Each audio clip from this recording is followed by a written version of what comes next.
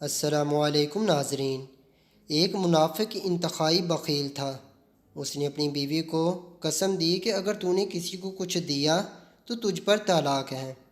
ایک دن ایک سائل ادھر آ نکلا اور اس نے خدا کے نام پر سوال کیا۔ عورت نے اسے 3 روٹیاں دے دیں۔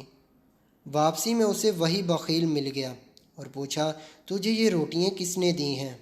سائل نے اس کے گھر کے متعلق بتایا، مجھے وہاں سے ملی ہیں۔ بخیل تیز قدموں سے گھر کی طرف چل پڑا اور گھر پہنچ کر بیوی سے بولا، میں نے تجھے قسم نہیں دی تھی کہ کسی سائل کو کچھ نہیں دینا؟ بیوی بولی، سائل نے اللہ کے نام پر سوال کیا تھا، لہٰذا میں رد نہ کر سکی۔ کنجوس نے جلدی سے تندور بھڑکایا۔ جب تندور سرخ ہو گیا تو بیوی سے کہا، اٹھ، اللہ کے نام پر تندور میں داخل ہو جا۔ عورت کھڑی ہو گئی اور اپنے زیورات لے کر تندور کی طرف چل پڑی۔ کنجوس چلایا کہ زیورات تو یہیں چھوڑ جا۔ عورت نے کہا، آج میرا محبوب سے ملاقات کا دن ہے، میں اس کی بارگاہ میں بن سنور کر جاؤں گی، اور جلدی سے تندور میں گھس گئی۔ اس بدبخت نے تندور کو بند کر دیا۔